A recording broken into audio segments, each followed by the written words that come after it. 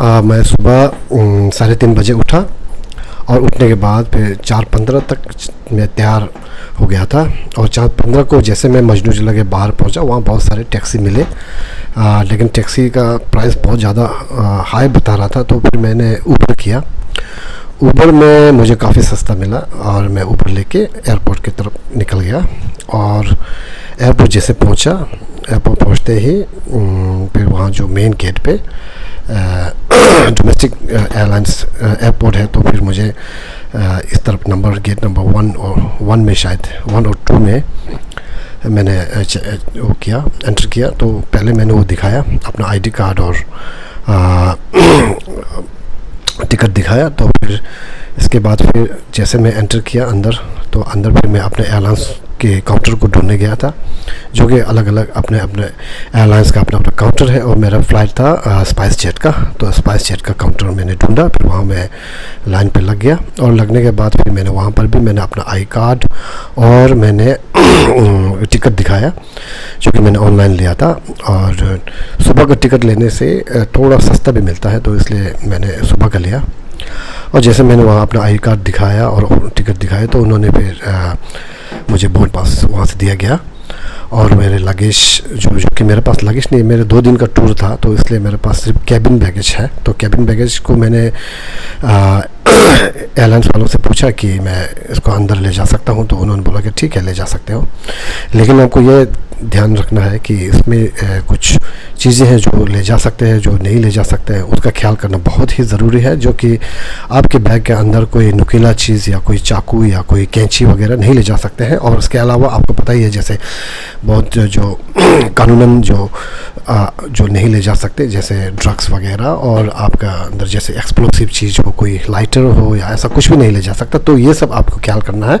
बाकी आपको कोई डरने की कोई बात ही नहीं है। अगर आपका अपना कपड़ा वगैरह सब कुछ ले जा सकते हैं, इसमें लैपटॉप वगैरह जो भी है आप ले जा सकते हैं। तो फिर मैंने वहाँ से अपना बोर्डिंग पास लिया, जो कि बोर्डिंग पास में ही लिखा होता है कि गेट नंबर कहाँ पर जाना है और सीट नंबर भी उसी में लिखा होता है। तो बोर्डिंग पास वहाँ से मैंने लिया, स्पाइस जेट के जो काउंटर से मैंने वहाँ लिया। तो वहाँ मैंने रिक्वेस्ट किया कि सीट मुझे थोड़ा सामने वाला दीजिए। अगर आपने वेब चेक इन किया हो, तो फिर वेब चेक इन में क्या होता है, आप चूज़ कर सकते हो ऑनलाइन, और लेकिन उसके लिए थोड़ा सा पेमेंट लगता है शायद। लेकिन मेरे पास इतना टाइम नहीं था कि मैं वेब चेक इन कर पाऊँ, तो मैं नहीं कर पाया, तो इसलिए मैंने वहाँ से ही लिया। अब इसके बाद फिर मैं सिक्योरिटी में लग गया, सिक्योरिटी चेकिंग में। तो सिक्योरिटी चेकिंग में आपको पूरा आपका बेल्ट वगैरह भी खोलना पड़ता है, कभी कोई तो शूज़ भी खोलने के लिए बोलते हैं। और आपका जितना इलेक्ट्रॉनिक सामान है वो सारा अलग से रखा जाता है और सब निकालना पड़ता है, बाहर दिखाना पड़ता है। लैपटॉप हो, आपका मोबाइल चार्जर और आपका जो भी हो, मतलब अलग से। और बैग को स्कैन करते हैं सिक्योरिटी वाले। इसके सिक्योरिटी चेक के बाद फिर अंदर जब एंटर किया तो गेट की ओर, लेकिन उसके गेट के आने से पहले टाइम बहुत है, क्योंकि वहाँ पर आपके पास टाइम बहुत है, क्योंकि आपका मेन काम जो है वो हो चुका है। आपका चेक इन हुआ, आपका सिक्योरिटी हो गया, अब आपको गेट ढूंढना है बस। और फ्लाइट जाने में आपको लगभग 1.5 घंटा तक फ्री है। तो आप फिर अंदर बहुत सारे शोरूम्स है और मॉल जैसा बहुत बड़ा अच्छे कंपनी का वहाँ शोरूम लगा हुआ है, आप वहाँ से शॉपिंग भी कर सकते हैं। तो जैसे मैंने एंटर किया, तो मैंने डिसाइड किया कि मैं ब्रेकफास्ट करूँगा, क्योंकि मैं बहुत सुबह आया था, मैंने कुछ खाया नहीं था। जो ऊपर का मंजिल जो दिख रहा है वो है फूड कोर्ट। वहाँ पर आपको हर तरह का फूड मिल जाएगा आपको, जैसे जो भी कॉन्टिनेंटल या जो इंडियन या साउथ इंडियन, चाइनीज़, तिब्बतन, जो भी आपको खाना चाहिए ऊपर मिल जाएगा। फूड कोर्ट बहुत बड़ा है, लेकिन मैं ऊपर गया नहीं, क्योंकि नीचे एक दिल्ली स्ट्रीट करके, जो पिछली बार मैंने ब्रेकफास्ट किया था, बहुत अच्छा था कॉम्बो में। वहाँ पूरी बहुत अच्छा मिलता है और आलू का सब्जी मिलता है और एक मसाला चाय।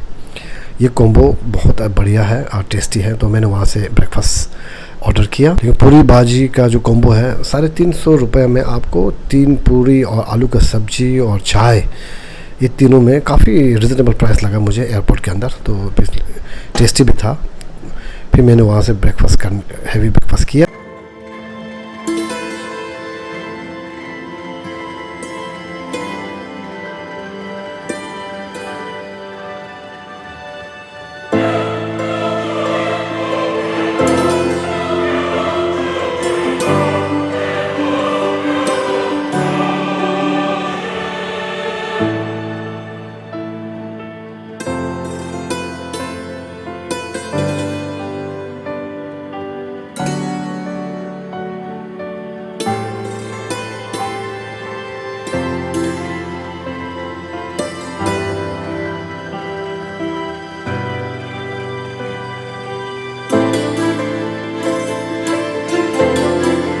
तो जो कि आपको दिख रहा है वहाँ से, यहाँ से जाने के बाद वहाँ जो लाइन, बहुत लोग वहाँ जा रहे हैं ना, ये सब गेट ढूंढने के लिए जा रहे हैं, अपने अपने गेट, अपने अपने एयरलाइंस का अलग अलग गेट नंबर्स दिया हुआ है, जो कि बोर्डिंग पास में लिखा हुआ गेट नंबर और seat number.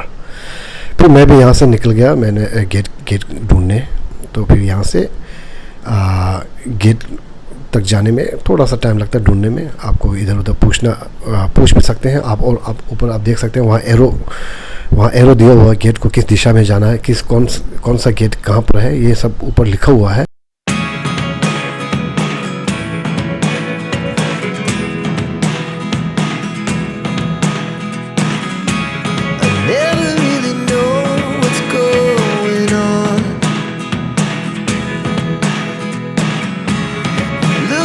Sometimes like all you want to do is run. Hear me out, hear me out. It's all the things. मैंने जहाँ हम लोग गेट पे इंतज़ार कर रहा था, वहाँ से लॉन्च से जो बाहर मैंने जब देखा तो फिर वहाँ स्पाइस जेट, जो कि हम लोग उसमें उड़ान भरने वाले हैं, तो वो पूरी तरह से तैयार बैठे हैं नीचे। तो ये स्पाइस जेट है, और उसके अलावा भी इसके आसपास कई सारे फ़्लाइट्स हैं, जो कि शायद एयर इंडिया, इंडिगो वगैरह। यह है एयर इंडिया का फ़्लाइट, और ऊपर से देखने में बहुत ही सुंदर लगता है। और ये बस जो है, ये यात्रियों को लेके फिर फ़्लाइट के अंदर तक ले जाते हैं। ये शायद इंडिगो का बसेस है, और जो कि अभी जो स्पाइस जेट जिसमें हम लोग विमान अभी उड़ने वाले हैं, वो शायद वो बस में जाने की ज़रूरत नहीं शायद, क्योंकि वो सीधा गेट से ही विमान के अंदर हम एंटर करेंगे। तो विमान पूरी तरह से उड़ान भरने के लिए तैयार है, लेकिन अभी भी टाइम लग रहा था। तो फिर मैं ऐसे टहलने फिर दोबारा एयरपोर्ट के अंदर ही घूमने लगा। तो मुझे वहाँ दिखा कि ये सूर्य नमस्कार, जो योगा का एक प्रतिमा बना हुआ है, स्टैचूस, जिसमें बहुत सुंदर सूर्य नमस्कार का जो स्टेप पूरा बताया गया है। फिर उसको मैंने ऐसे एक वीडियो में शूट किया, और फिर वहाँ से मैं निकला, क्योंकि लगभग हमारा टाइम जो है फ़्लाइट का टाइम होने वाला था। तो फिर यहाँ से गया, तो फिर मैंने देखा बहुत सारे रेस्टोरेंट्स, जो अंदर बहुत सुंदर सुंदर रेस्टोरेंट्स, कैफ़ेज़ वगैरह देखा।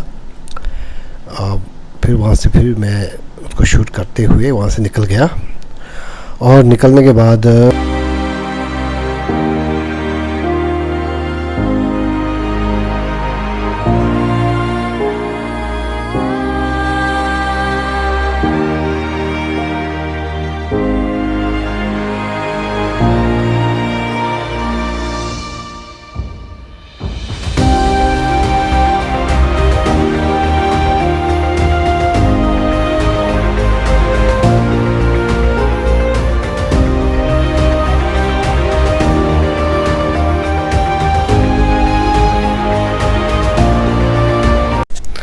तो जैसे मैं वहाँ गेट पे पहुँचा, तो वहाँ ऑलरेडी फ़्लाइट के अंदर जाने के लिए लाइन लग चुका था। फिर मैं भी लाइन में लग गया था, और यहाँ पर भी आपको अपना बोर्डिंग पास दिखाना पड़ता है, और बोर्डिंग पास चेक करने के बाद वो एक एक करके वो विमान के अंदर भेजते हैं। लेकिन इस बार ऐसा हुआ कि बहुत अच्छे तरीके से ऑर्गेनाइज़ किया है कि सबसे पहले जो है लास्ट सीट वाले को पहले भेज रहे हैं, इसके बाद फिर मिडिल वाले, फिर जो सामने वाले सीट जो है उनको फिर बुलाया गया, क्योंकि नहीं तो फ़्लाइट के अंदर काफ़ी भीड़ लग सकता है ना, तो लग सकता है। तो इसलिए उन लोगों ने अच्छी तरह से मैनेज किया, और यहाँ जो स्पाइस जेट के जो एयर होस्टेस के द्वारा बोर्डिंग चेक किया। फिर बोर्डिंग पास दिखाने के बाद आपको लाइन से अंदर भेजेंगे, और ये सब जो है एयर होस्टेस जो आपको बहुत अच्छी तरह से पेश आएंगे, आपसे पूछेंगे आपके बोर्डिंग पास देने के लिए, और बोर्डिंग पास दिखाने के बाद फिर ये आपको अंदर जाने देंगे। फिर यहाँ इसके बाद फिर दोबारा एक लाइन लगेगा, जो कि विमान के बिल्कुल गेट के सामने फिर लाइन लगेंगे, धीरे धीरे एक एक करके वो दोबारा फिर एक बार बोर्डिंग चेक करेंगे, बोर्डिंग पास चेक करके फिर अंदर भेजेंगे।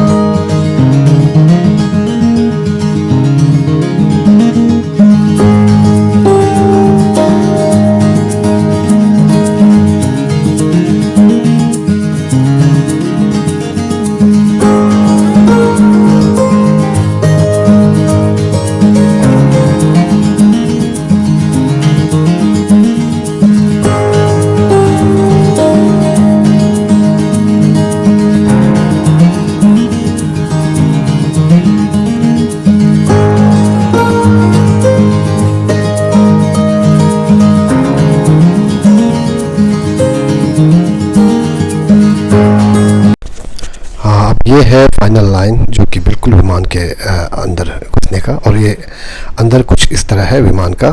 तो अब फिर अपने अपने सीट पे लोग जा रहे हैं, ऊपर कैबिन में सामान रखने के बाद फिर वो अपने सीट में बैठेंगे। इसके बाद फिर 2 घंटा आपको आसमान में उड़ान भरेंगे, उड़ते रहेंगे। उसमें उस दौरान आपको फ्लाइट के अंदर भी वो सर्व करते हैं चाय वगैरह, जो भी जिसने पहले से अगर कुछ खाना वगैरह ऑर्डर किया हो तो वो वहाँ पहुँचाने आएंगे। इसके बाद आपको पानी के लिए पूछेंगे, बहुत मतलब आपको केयर करेंगे ये एयर होस्टेस वाले, और ये आपको स्माइल भी करेंगे, आपको पूछेंगे अगर आपको आपके सामने एक बटन अगर वो दबाएंगे तो वो आएंगे, फिर आपको जो भी ज़रूरत है उनसे बोल सकते हैं। अब मैं भी इस तरह से तैयार हो चुका हूँ और मैंने कैबिन में बैग रख लिया। इसके बाद ये एयर होस्टेस वाले बताएंगे कि सुरक्षा के बारे में, अगर मान लो विमान को अगर कुछ भी हो जाता है तो आपको किस तरह बचना है, कहाँ से दरवाज़ा है, कैसे बेल्ट को बांधना है, और कैसे अपना ऑक्सीजन की कमी हो तो पूरा कैसे लगाना है मास्क को, और ये सब एयर होस्टेस के द्वारा आपको बताया जाएगा। फिर उसको बताने के बाद फिर अगर मान लो विमान को अगर पानी में उतारना पड़ा तो फिर आपको कैसे मतलब बचना है, वो ये कैसे यूज़ करना है, ये सब कुछ आपको बताएंगे।